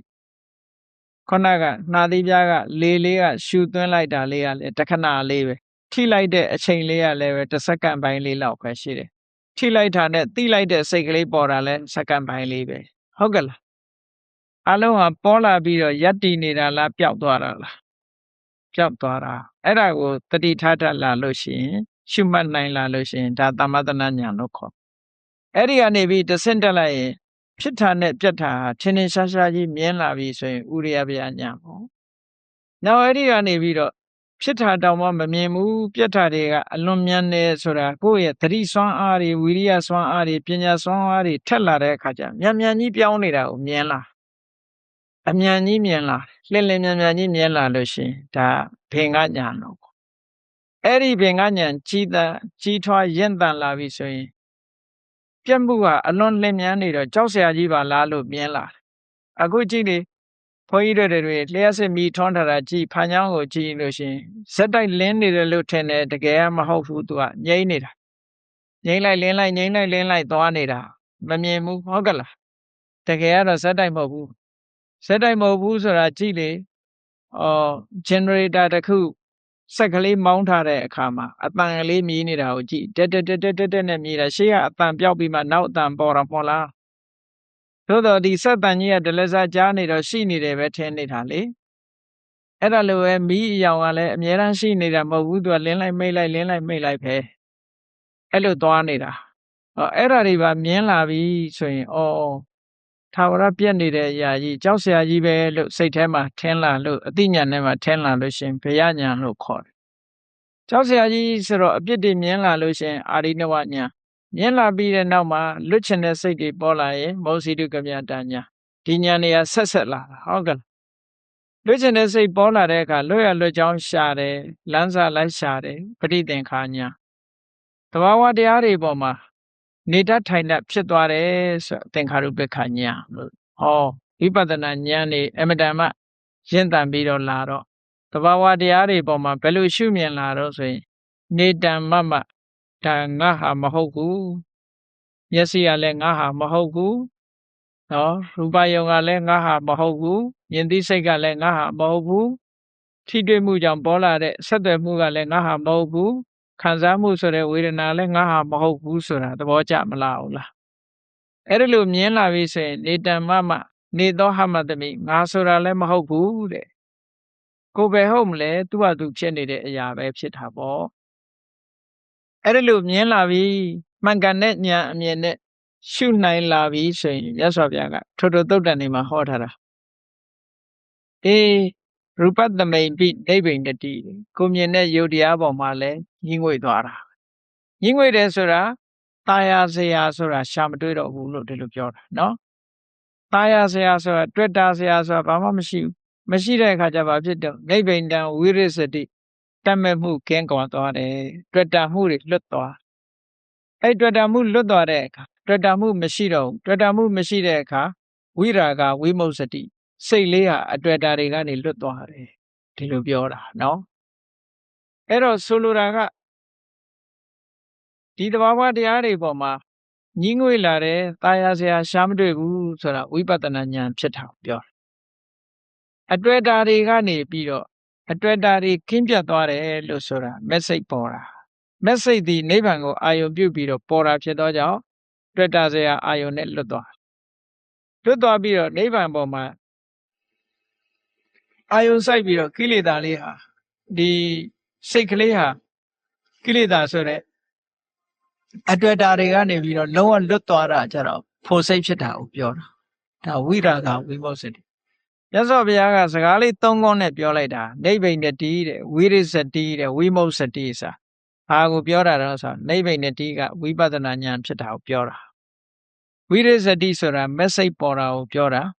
ဝိမု ksati ဆိုတာဖို့စိတ်ကိုပေါ်တာကိုပြောတာအဲ့ဒါလို့လွတ်သွားပြီဆိုတော့မှခုနကဒုက္ခသမုဒယဟာရပ်သွားမှဖြစ်တယ်အဲ့ဒါလို့မဟုတ်ဘူးဆိုရင်နေ့စဉ်နဲ့အမျှဘုန်းကြီးတို့ရဲ့လက်တွေ့ဘဝနေ့စဉ်ရဲ့ဘဝမှာဘာတွေဖြစ်နေတုံးဆိုဒုက္ခသမုဒယတွေကြီးပဲဖြစ်နေမှာပဲဟုတ်ကဲ့လားကိုယ့်ဘဝကိုလေ့လာပြီးတော့ကြည့်မယ်ဆိုရင်တို့ဘဝဒုက္ခသမုဒယတွေကြီးပဲနေ့တိုင်းမှာဖြစ်နေကြဒုက္ခသမုဒယနဲ့မို့တန်တရားလဲနေမှာဒီတန်တရားကိုမဖြတ်နိုင်ဘူးမရှုနိုင်ဘူးမပွားနိုင်ဘူးဒီတဏှာကိုကင်းအောင်မလုပ်နိုင်ဘူးဆိုရင်နောက်ကဥပါဒံလာလိမ့်မယ်ဥပါဒံလာလို့ရှိရင်ဘဝဆိုတာလာလိမ့်မယ်ဘဝလာလို့ရှိရင်ဇာတိဆိုတာလာလိမ့်မယ်ဇာတိလာလို့ရှိရင်ဆရာမရဏလာလိမ့်သောကတွေလာလိမ့်မယ်ပရိဒီဝတွေလာလိမ့်မယ်ဒုက္ခဒေါမနတဥပါယတတွေလာလိမ့်မယ်ဘာတွေလာတော့ဆိုအလုံးဟာဒုက္ခတွေပဲလာနေမှာဒါကြောင့်မို့လို့အဲ့ဒီဒုက္ခတွေကလွတ်သွားအောင်ချုပ်ငြိမ်းသွားအောင်ကတခုတည်းသောနိလန်းဒီသဘာဝတရားကိုမြင်အောင်ပြန်ကြည့်ခြင်းပဲဝိပဿနာရှုမြင်ခြင်းပဲလို့ဒီလိုဆိုလိုတာဟုတ်ကဲ့အဲ့တော့အဖြစ်ကနေပြီးတော့အပြစ်ကိုသွားခြင်းနဲ့ဆိုလို့ရှိရင်နောက်ထပ်မဖြစ်အောင်လုပ်တဲ့နည်းစနစ်ဒီဖြစ်နေတဲ့သဘာဝတရားတွေပေါ်ရဲ့အပြစ်အနာစာမြင်အောင်ရှုမှတ်ပြီးတော့အတွေ့အတာကိုဖယ်ဖြောက်ခြင်းပဲဖြစ်တယ်အတွေ့အတာမှုရှိနေသေးသမျှတွေ့တာလို့ရှိရင်မုန်းတိမှုလည်းလာမှာပဲအဲ့ဒါကြောင့်မလို့တွေ့တာမှုခင်းရင်မုန်းတိမှုလည်းမရှိတော့ဘူးတွေ့တာမှုခင်းအောင်ပြုလုပ်ခြင်းဟာအဓိကအမတန်မှကြားတယ်ဝိပဿနာကျင့်စဉ်တစ်ခုကျင့်ခြင်း